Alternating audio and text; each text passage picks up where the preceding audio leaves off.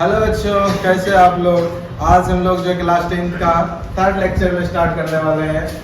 इससे पहले अपने लोग क्या कर रहे थे, ग्राफिकल मेथड से सॉल्यूशंस पढ़ रहे थे। ये है क्लास 10 थर्ड चैप्टर थर्ड का थर्ड लेक्चर, ठीक है। यूनिट थर्ड क्या था चैप्टर का नाम? Pair of linear equation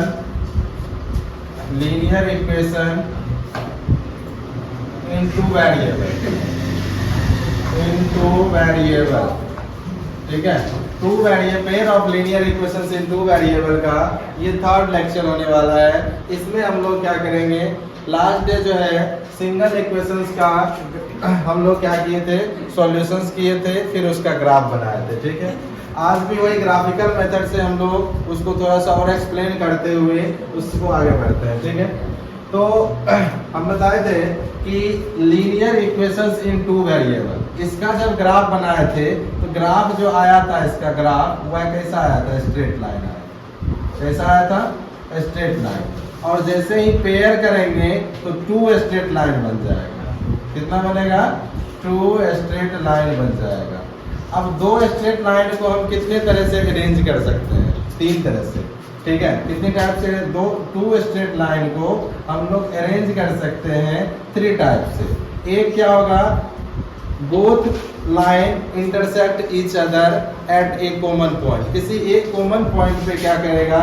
intersect करेगा। इस तरह का जो ग्राफ होगा उसको इंटरसेक्टिंग ग्राफ कहेंगे। क्या कहेंगे? इंटरसेक्टिंग ग्राफ कहेंगे, ठीक है। अब दूसरा क्या होगा, पैरेलल हो सकता है, एक दूसरे से कभी टच ही नहीं करेगा। या तो टच करेगा तो इंटरसेक्टिंग होगा, अगर टच नहीं कर रहा है तब कैसा होगा? पैरेलल ग्राफ होगा, ठीक है। ग्राफ कैसा होगा? पैरेलल आएगा, ठीक है। और तीसरा जो है, तीसरा ग्राफ क्या आता है? कॉन्साइड बताए थे, एक के ऊपर दूसरा दबा जाएगा, तब इसको क्या बोलते हैं? कॉन्साइड। क्या बोलते हैं इसको? कॉन्साइड, यानी एक के ऊपर दूसरा। इस थ्री टाइप से हम लोग टू लाइन को अरेंज कर सकते हैं, या टू लाइन इस थ्री केस में आ सकता है, ठीक है। तो इससे हम लोग क्या करेंगे, ग्राफिकल मेथड से जब भी सॉल्व करेंगे किसको, pair of linear equations in two variable का, उसका ग्राफ इसी थ्री टाइप्स में से किसी एक टाइप्स का आएगा। या तो आएगा इंटरसेक्टिंग आएगा, या पैरेलल आएगा, या फिर कॉन्साइड्स आएगा। तीनों में से कोई एक आ जाएगा। कोई दिक्कत? यहाँ तक हम लोग क्या कर चुके थे, पहले भी थोड़ा बहुत इसके बारे में पढ़ चुके थे। अब एक और मेथड बताए थे कि बिना जो है ना ग्राफ बनाए हुए हम कैसे पता करेंगे कि उस इक्वेशंस का, पेयर ऑफ लीनियर इक्वेशंस का सॉल्यूशंस कितना है। जैसे जब इंटरसेक्टिंग ग्राफ होता है ना, तो उसका जो कॉमन पॉइंट होता है ना, जब दो लाइन जो टू स्ट्रेट लाइन आया, इस टू स्ट्रेट लाइन का जो कॉमन पॉइंट होता है, वही कॉमन पॉइंट क्या होता है? उसका सॉल्यूशंस होता है। किसका? पेयर ऑफ लीनियर इक्वेशंस का, ठीक है। वही जो कॉमन पॉइंट आता है वही उसका सॉल्यूशंस होता है। अब इंटरसेक्टिंग ग्राफ है तो इसका जो है ना ओनली वन सॉल्यूशन होगा, ओनली वन सॉल्यूशन होगा, ठीक है। ओनली वन सॉल्यूशन, ठीक है। क्या हो जाएगा? Only one solution. जब क्या हो जाएगा? इंटरसेक्टिंग ग्राफ होगा, ठीक है। क्या होगा? इंटरसेक्टिंग ग्राफ होगा, तो इसका कितना हो जाएगा? एक ही सॉल्यूशन होगा। इसी कहते हैं यूनिक सॉल्यूशन।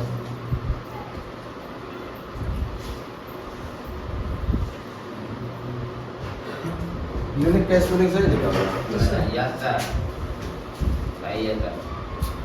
यूनिक सॉल्यूशंस, ठीक है। क्या होता है? यूनिक सॉल्यूशंस, ठीक है। इसी को क्या बोलते हैं? यूनिक सॉल्यूशंस, या इसका एक और नाम होता है एग्जैक्टली वन सॉल्यूशंस। क्या बोलते हैं? Exactly one solution. जिसका पैरेलल ग्राफ आएगा उसमें नो सॉल्यूशन हो जाता है। क्या हो जाता है? नो सॉल्यूशन हो जाता है, इसका सॉल्यूशन ही नहीं होता है।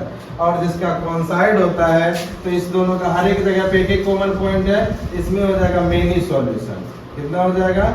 मेनी सॉल्यूशन हो जाएगा, मेनी सॉल्यूशन। बहुत सारा सॉल्यूशन इसका आ जाता है, ठीक है। Many solutions. तो इस तरह से अपना लोग क्या कर सकते हैं, ग्राफ देख के भी अपना लोग बता सकते हैं उस पेयर ऑफ लीनियर इक्वेशंस का सॉल्यूशंस कितना है, ठीक है।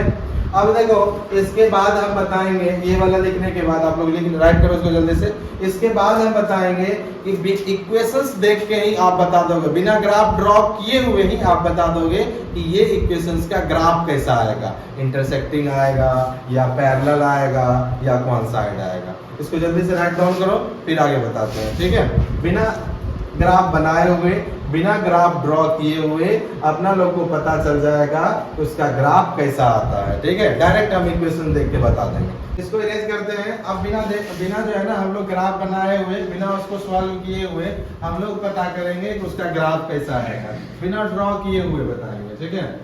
तो इसके लिए तीन केस जैसे यहाँ ग्राफ बन रहा था उसी तरह तीन केस उसमें भी आएगा, ठीक है। चलो एक इक्वेशन से लेते हैं और उसको करके देखते हैं। एग्जांपल लेके ही करते हैं। पहला एग्जांपल लेते हैं, यही केस 1 हो जाएगा। केस 1 का ही पहले एग्जांपल ले लेते हैं, फिर ज्यादा समझ में आ जाएगा, ठीक है। चलो हम लेते हैं 2x + 3y = 5। फिर लेंगे x + 2y = 3। x + 2y = 3। दो इक्वेशंस है अपने पास, ठीक है। इक्वेशंस 1 है और इक्वेशंस 2 है।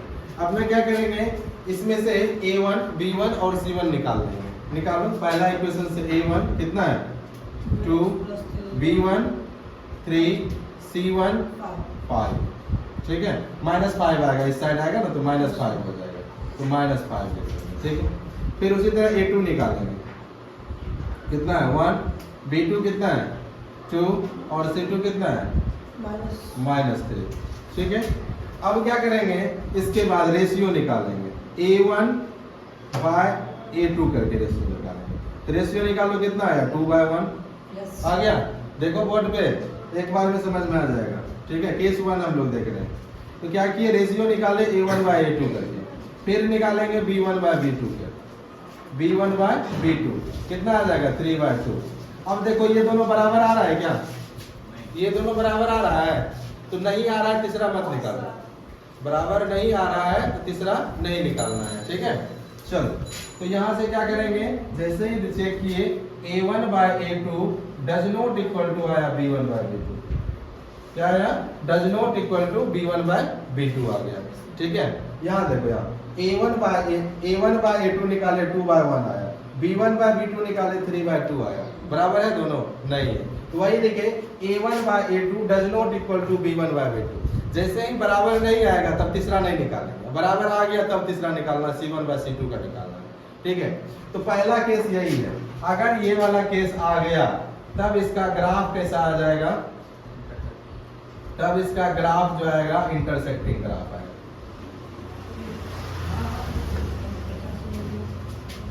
इंटरसेक्टिंग ग्राफ आ जाएगा, ठीक है।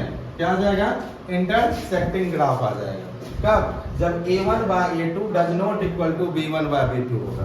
तो मतलब क्या हुआ, इस इक्वेशंस को हम बिना ग्राफ बनाए हुए हम आपको बता दिए इसका क्या है ग्राफ कैसा है, इंटरसेक्टिंग ग्राफ है। सॉल्व किए इसको हम नहीं किए, सिर्फ रेशियो देखे, इतना तो करने का हम लोग कर दिए, डायरेक्ट यहाँ देख के ही बता सकते थे। यहाँ कितना है 2/1 है, 3/2 है, बराबर नहीं है, मतलब a1 by a2 does not equal to b1 by b2। तो क्या हो गया, ग्राफ कैसा आ गया, ग्राफ इंटरसेक्टिंग आ गया, यहाँ से पता चल गया। जैसे ही ग्राफ आया तो हम नंबर सॉल्यूशन पता कर सकते हैं, इसका सॉल्यूशंस कितना होगा। इंटरसेक्टिंग ग्राफ है तो only one solution, only one solution, या इसी को बोलते हैं यूनिक सॉल्यूशन, यूनिक सॉल्यूशन, ठीक है। दोनों में से कोई बोल सकते हो, ठीक है।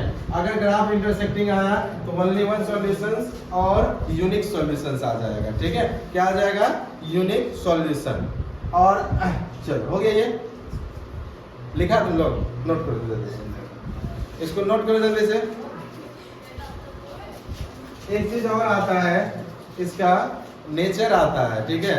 नेचर कैसा है, एक होता है कंसिस्टेंट और इनकंसिस्टेंट, होता है ना, जानते हो कंसिस्टेंट और इनकंसिस्टेंट के बारे में।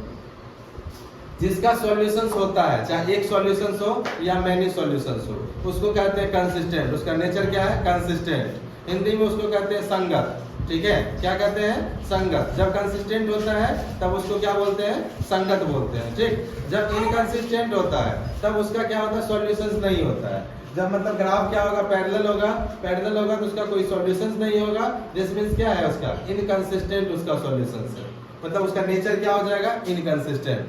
ठीक है, नोट किया, इसको कर दिया, चलो अच्छी बात। तो इसका नेचर क्या हो जाएगा, कंसिस्टेंट हो जाएगा, नेचर कंसिस्टेंट। कंसिस्टेंट किस पे क्या होगा,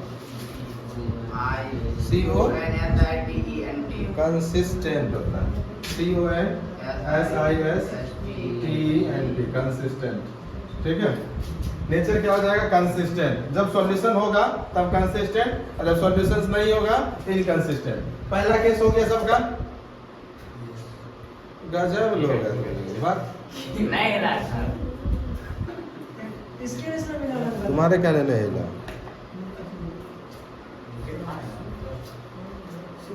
ये वहाँ सटा हुआ रहता है, हटा के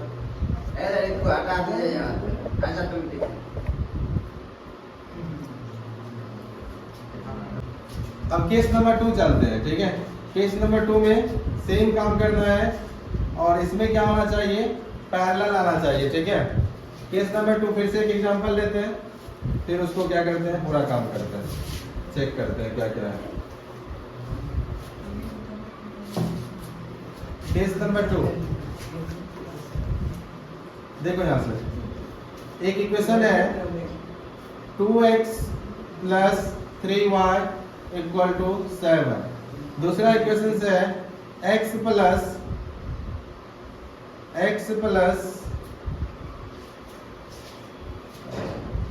यहाँ 4 ले लो, x + 2y = कितना, 3। ठीक है, ये एक इक्वेशन है। अपने पास दो इक्वेशंस है, पेयर ऑफ लीनियर इक्वेशंस। एक इक्वेशंस ये है, दूसरा इक्वेशंस ये है। हम फिर से वही काम करेंगे, पहले a1 और a2 निकालेंगे, या डायरेक्ट रेशियो निकालो a1/a2 का। ठीक है, तो कितना हो जाएगा, 2/1 मतलब 2। ठीक है, दूसरा कितना आ जाएगा, b1/b2 का, b1/b2 का 4/2। तो काट के इसको क्या करेंगे, 2 कर देंगे। यहाँ पे कितना, दोनों सेम आ गया, तब निकालेंगे क्या, C1/C2 भी निकालेंगे। जब दोनों इक्वल आ जाएगा तो C1/C2 करो तो कितना आ जाएगा, 7/-3, माइनस माइनस तो कट गया, बच कितना गया, 7/3। अब देखो यहाँ से क्या आ गया, यहाँ से आ गया ये वाला case, a1/a2 = b1/b2 does not equal to C1/C2। जब इस तरह का केस आओ ना, आ गया, तो ये इसका ग्राफ कैसा हो जाएगा, ग्राफ जो है पैरेलल हो जाएगा। कैसा हो जाएगा, पैरेलल हो जाएगा। ठीक है, ग्राफ कैसा होगा, पैरेलल हो जाएगा। जैसे ही पैरेलल आया, इसमें सॉल्यूशन कितना हो जाएगा, इसका number of solution, no solution, no solution, इसका कोई सॉल्यूशन ही नहीं होगा। ठीक है, सॉल्यूशन जब नहीं होगा तब इसका जो है नेचर क्या हो जाएगा, नेचर इनकंसिस्टेंट हो जाएगा, इनकंसिस्टेंट हो जाएगा। ठीक है, graph parallel, solution no solution, nature inconsistent. Case number 2 के लिए, when a1/a2 = b1/b2 does not equal to C1/C2, then their graph will be parallel, number of solutions no solutions, और nature inconsistent। Clear है यहाँ तक, case number 2 clear है सबका, note कर लिया, जल्दी नोट करो। चल, केस नंबर 3 एग्जांपल, इसका भी एग्जांपल नंबर 1, एग्जांपल दूसरा करते हैं। ठीक है, सिर्फ लास्ट वाला चेंज कर देते हैं। ठीक है, लास्ट वाला 5 ले लो। ठीक, तो a1/a2 कितना हो जाएगा, 2/1 मींस 2 ये रह जाएगा, 4/2 b1/b2 कट के कितना हो जाएगा, 2 C1/C2 -5, इसको 10 कर दो, सॉरी इसको 10 कर देते हैं, -10 / 5 काट दो, 5 1 × 5, 5 2 × 10, ये कितना हो जाएगा, ये कितना हो जाएगा, माइनस माइनस चल जाएगा 2। अब तीनों इसका इक्वल आ गया, यहाँ पे क्या हो जाएगा, a1/a2 equal to B1 by B2 और equal to C1 bye C2, तीनों इक्वल हो गया। तीनों जब इक्वल हो जाता है तो ग्राफ क्या आ जाता है, कौन साइड, ग्राफ क्या आ जाएगा इसका, ग्राफ कौन साइड, और सॉल्यूशन मेनी सॉल्यूशन हो जाएगा। ठीक है, क्या हो जाएगा, मेनी सॉल्यूशन हो जाएगा। और नेचर इसका क्या हो जाएगा, कंसिस्टेंट, कंसिस्टेंस। ठीक है, क्या हो जाएगा नेचर, कंसिस्टेंस, कंसिस्टेंट, टेंट होता है TNT, कंसिस्टेंट। चल हो गया ये तीनों केस। बिना देखे अपना लोग क्या करेंगे, ग्राफ बता सकते हैं, कितना सॉल्यूशंस होगा, ये सारा कुछ कर सकते हैं। ठीक है, चलो अब एक इक्वेशंस लेते हैं और उसको ग्राफिकल मेथड से सॉल्व करते हैं, फिर चलेंगे अलजेब्रिक मेथड पे। चल अब एनसीईआरटी का एक्सरसाइज 3.1, ठीक है, इसमें हो जाएगा। ठीक है, यहाँ तक में इसमें क्वेश्चन है कि एक इक्वेशंस दिया रहेगा, मतलब स्टेटमेंट दिया हुआ इक्वेशंस का, स्टेटमेंट से क्या करना है, इक्वेशंस बनाना है, और इक्वेशंस बनाने के बाद उसको पहले अलजेब्रिकली उसको लिख देना है और फिर ग्राफिकली उसको एक्सप्रेस कर देना है। ठीक है, दिस मींस ग्राफ बनाना है। क्या बनाना है, ग्राफ बनाना है। तो आप लोग ग्राफ पेपर लाए हैं, लाए ना सब ग्राफ पेपर? चलो एक्सरसाइज 3.1 स्टार्ट करते हैं। एग्जाम्पल 3 है, आप लोग घर से बना लीजिएगा एग्जाम्पल। एक्सरसाइज 3.1 हेडिंग दीजिए, एक्सरसाइज 3.1। ठीक है, पहला क्वेश्चन है, आप लोग बुक निकाल लीजिए। ठीक है, एनसीईआरटी का 3.1 का पहला क्वेश्चन। क्वेश्चन कहता है, Aftab tell his daughter 7 year ago. जैसे ही आफ्ताब और उसके डॉटर की बात कर रहा है। ठीक है, न्यू एडिशन में क्या दे रखा है? अच्छा 3.1 हटा दिया। अच्छा कोई बात नहीं, पढ़ लेते हैं अपना लोग। ठीक है, हाँ? ये ओल्ड एक जैसे नहीं हटा दिया है। ठीक है, तो कर लेते, 3 क्वेश्चन एक्स्ट्रा कर लेंगे, थोड़ी ना खराबी कर जाएगा। क्या कर लेते हैं, आप लोग के पास बाकी बुक है ये, उसको भी बनवा देंगे। ठीक है, सेकेंड एक्सरसाइज वाला 1 एक्सरसाइज 3.1 को है ना, ओल्ड वाला हटा दिया है। ठीक है, न्यू में, तो फिर भी अपना लोग पढ़ लेते हैं 3.1। ठीक है, चलो पहला क्वेश्चन है, जैसे ही ये वाला क्वेश्चन आए एज वाला, तो पहले क्या करेंगे, दोनों का प्रेजेंट एज मान लेंगे। ठीक है, क्या कर लेंगे, दोनों का प्रेजेंट एज मान लेंगे। कौन कौन है, आफ्ताब है और उसकी डॉटर है। Let the present age of Aftab be x year, मान लीजिए आफ्ताब का प्रेजेंट एज जो है वह कितना है, x ईयर है। ठीक है, x वर्ष है। चल अब क्या करेंगे, x हो गया, अब उसकी and his daughter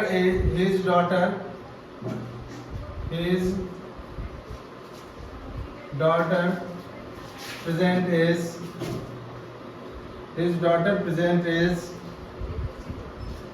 B y है। उसके डॉटर का जो प्रेजेंट एज है कितना है, वाई ईयर है। ठीक है, अब आगे कहता है कि उस आफ्ताब कहता है 7 ईयर एगो की बात कर रहा है। अब दोनों का 7 ईयर एगो, जैसे मान लो अभी जो एज है प्रेजेंट में 7 ईयर एगो, मतलब पहले की बात कर रहा है, कम होगा उसका एज।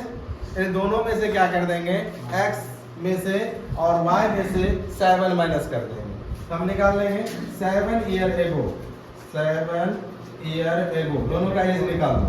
7 ईयर एगो आफ्ताब का एज कितना होगा, एज ऑफ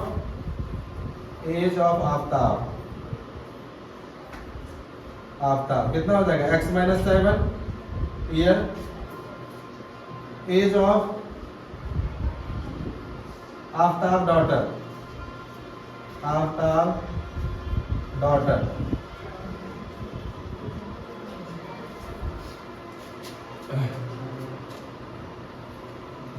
कितना हो जाएगा, y माइनस 7 ईयर। चल अब देखो अकॉर्डिंग टू क्वेश्चन, और कुछ कह रहा है क्या,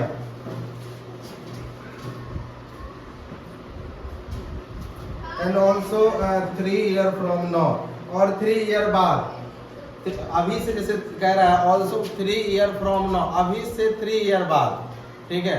3 ईयर बाद क्या होगा, जैसे अभी जितना एज है उसके 3 ईयर आप क्या कह रहा है फ्रॉम नाउ, अभी से 3 ईयर आगे की बात कर रहा है। तो 3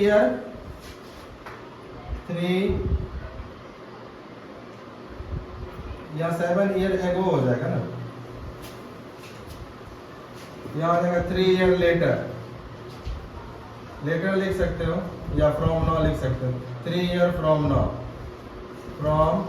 नाउ लिख लेंगे, और यहाँ से इसका भी 3 ईयर फ्रॉम नाउ, दोनों का एज निकालो। Age of Aftab, age of Aftab कितना हो जाएगा अभी से, यानी x + 3 ईयर हो जाएगा। और एज ऑफ आफ्ताब डॉटर कितना हो जाएगा y + 3 ईयर, ठीक है। अब क्या करेंगे, इक्वेशंस बनाएंगे, ठीक है। अब आसानी से इक्वेशंस बन जाएगा। तो यहाँ लिखेंगे अकॉर्डिंग टू क्वेश्चन के अनुसार। अब देखो क्या कहता है Aftab tell his daughter, Aftab अपनी पुत्री से कहता है, क्या कहता है, डॉटर मींस क्या होता है पुत्री, तो पुत्री को ना कहेगा, ठीक है। तो आफ्ताब अपनी पुत्री से कहता 7 year ago I was 7 times as old age you. तो मतलब आफ्ताब का एज जो अभी है, मतलब अभी से 7 ईयर पहले जो है आफ्ताब का एज, तो x - 7 देखो बोर्ड पे, इक्वेशन बनाने सीखो। क्वेश्चन आफ्ताब कह रहा है कि अभी से 7 ईयर पहले, ठीक है, अभी से 7 ईयर पहले मेरा जो एज है, एज था, वह तुम्हारे एज का 7 टाइम्स था। कितने टाइम्स था 7 टाइम्स। तो x - 7 किसका एज है आफ्ताब का, और इधर देख लेंगे उसकी डॉटर का, कितना है y - 7। तो दोनों इक्वल तब होगा जब उसकी डॉटर में 7 से मल्टीप्लाई कर देंगे। कह रहा है ना आफ्ताब कि अभी 7 ईयर एगो जो मेरा एज है था, वह तुम्हारे एज का 7 टाइम्स था। तो उसकी पुत्री के जो एज है उसमें 7 से मल्टीप्लाई कर देंगे तो आफ्ताब के एज के बराबर हो जाएगा। पहला इक्वेशन यहाँ से बन जाएगा।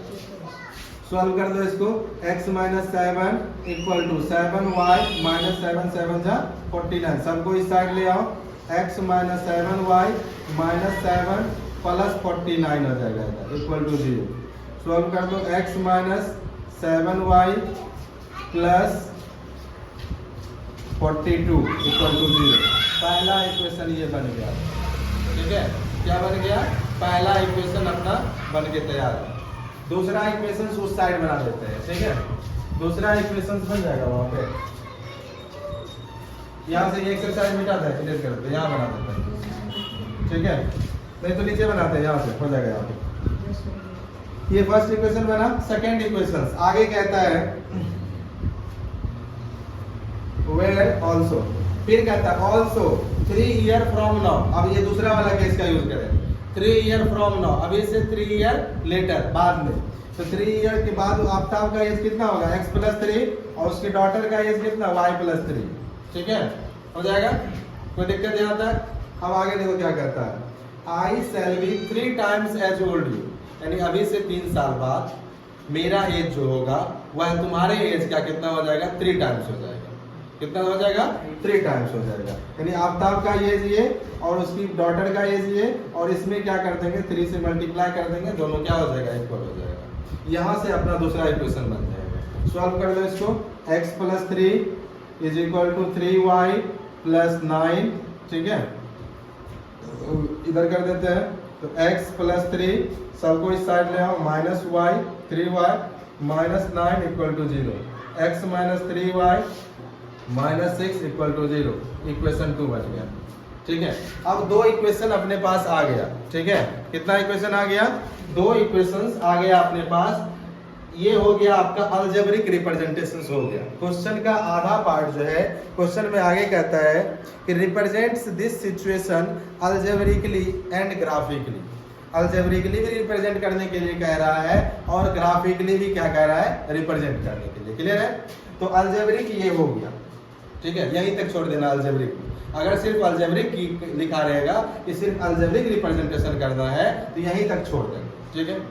देखो इसमें थोड़ा छोटा भी कर सकते हो, ये 4 लाइन एक्स्ट्रा लिख दी है थोड़ा समझाने के लिए, ठीक है। नेसेसरी नहीं था, डायरेक्ट यहाँ समझा देते आ जाता, ठीक है। थोड़ा लिखा दिए, थोड़ा ज़्यादा अच्छा लग रहा है, ठीक है, एक्सप्लेनेशन से, ठीक।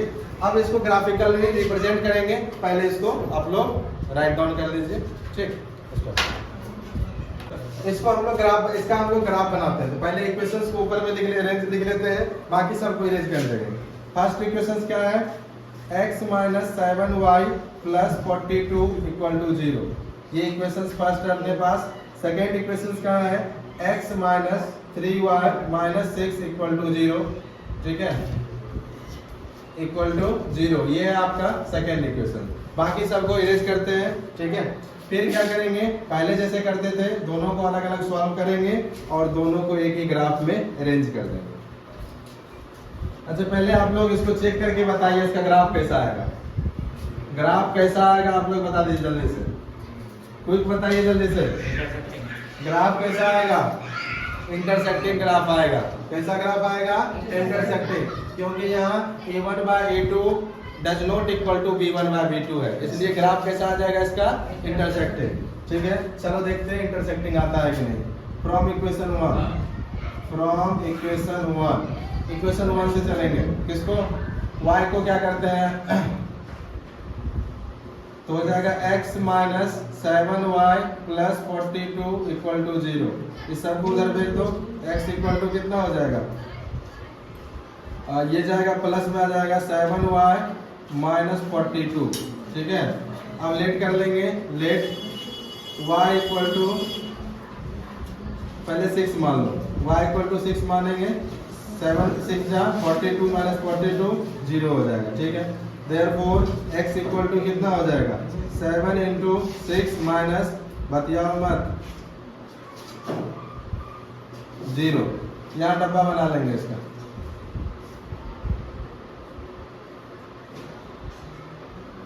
ये x है ये y है। x का वैल्यू कितना आया, 0, कब, y का वैल्यू जब 6 लिए थे।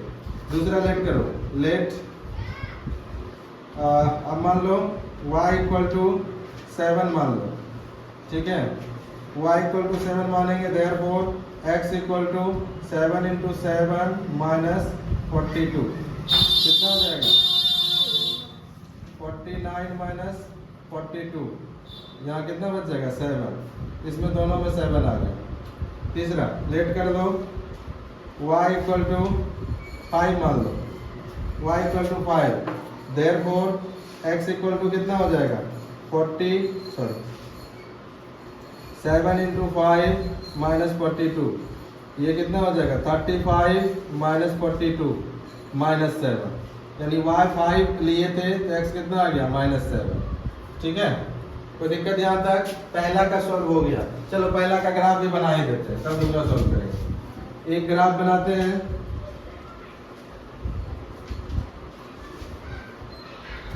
इस तरह से x एक्सिस लिख देंगे यहाँ पे और इधर y axis, x dash axis होगा ना यहाँ पे, ये है y एक्सिस और ये y डैश एक्सिस। बीच में ओरिजिन है 1 2 3 4 5 6 7, एक तक ले लो, फिर इधर भी 1 2 3 4 5 6 7 8, 1 2 3 4 5 6 7 8, 1 2 3 4 5 6 7 8, नंबर का डमी कर दो, 1 2 3 4 5 6 7 8, बतियाओ नहीं,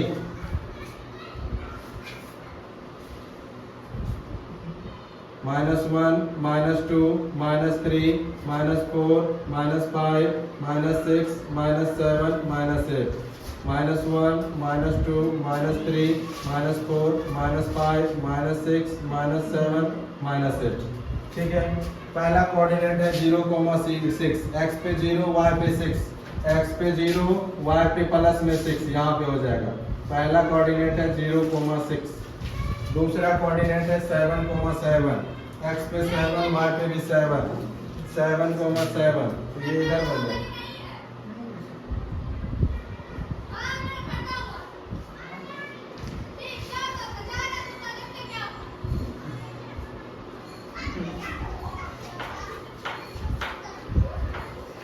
ये हो गया 7,7 ग्राफ आ रहा है -7,5 -7,5 -7x पे 5 का y पे, तो यहाँ से ऊपर ले जाओ 5 यहीं पे आ जाएगा,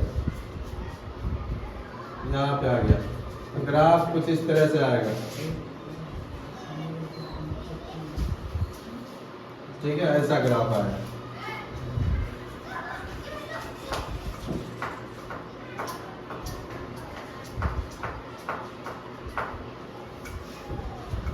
ये 7,7 ये है -7,5। चलो पहला इक्वेशन का बन गया इस तरह से ग्राफ। इसी तरह फिर दूसरा का कर लेंगे। दूसरा इक्वेशन फ्रॉम इक्वेशन 2 यहाँ से लेंगे, फ्रॉम इक्वेशन सेकेंड कितना है x - 3y - 6 = 0। चलो यहाँ भी y को ही उस साइड भेज देते हैं, तो x = हो जाएगा 6, ये भी प्लस में, ये भी प्लस में 3y, ठीक है। लेट करो, लेट y = 0 मान लो, therefore x = 6 + 3 × 0 बराबर 6 हो जाएगा। फिर लेट करेंगे, लेट y = -1 ले लो, therefore x = कितना आ जाएगा 6 × 3 × -1, 6 - 3 = 3। फिर लेट करेंगे y = ऊपर कर लो, लेट y = -2 ले लो, -2, therefore कहा है बात करना है, समझ में आता है एक बार में। x = कितना हो जाएगा 6 + 3 × -2 यानी 6 - 6 कितना हो जाएगा 0। ये आ गया अपने पास तीन नंबर। डब्बा बना लेंगे इसका, x ऊपर में नीचे में y। 3 वैल्यू निकाले हैं। पहला वैल्यू क्या था, y का वैल्यू 0 माने x कितना आया 6, y का वैल्यू 0 माने x 6 आया था, y का वैल्यू -1 लिए x कितना आया, x आ गया था 3, y का वैल्यू -2 लिए x का वैल्यू कितना आ गया 0। चलो देखते हैं, y का वैल्यू 0, x का वैल्यू 6, y का वैल्यू 0, x का वैल्यू 6, यानी यहाँ पे इक्वेशन ये वाला है। इसको दूसरा कलर ये हो जाएगा 6,0, 6,0 पहला कोऑर्डिनेट मिल गया दूसरा इक्वेशन का। इस पे जो है ना, इस इक्वेशन पे नाम लिख लेना, ठीक है। फिर कौन सा इक्वेशन का है, ऊपर वाला है x - 7y + 42 = 0, नाम लिख लो, ठीक। चलो उसके 6,0 -3, 3,-1, पहला क्या है 6,0, दूसरा है 3,-1 और तीसरा है 0,-2, ठीक। यहाँ तक किसी को दिक्कत भी है। चल इसको अरेंज करो, 3,-1, 3 किस पे x पे और -1 किस पे y पे, यहाँ पे आ जाएगा, ठीक है। 3,-1 इधर से ले जाएंगे, इधर से, फिर हो जाएगा 0,-2, 0,-2 यहाँ से, ये हो गया 3,-1, 0,-2 हो गया। अब इसको ग्राफ मिला दो इस तरह से जाएगा, आगे जाके कहीं मिलेगा ये,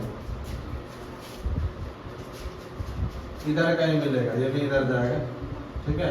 इधर जाके कहीं मिलेगा, इधर नहीं मिलेगा। हो गया दोनों ग्राफ। इसके ऊपर भी नाम लिख देना, कितना है x - 3y - 6 = 0। ये हो गया आपका पूरा का पूरा कंप्लीट हो गया, यानी क्वेश्चन नंबर 1 पूरा, ये जो है ना पूरा क्वेश्चन हो गया दोनों मेथड से, अलजेब्रिक मेथड से भी, ग्राफिकल मेथड से भी।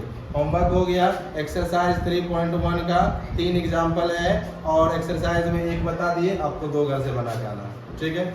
मिलते हैं नेक्स्ट क्लास में, बेस्ट ऑफ लक।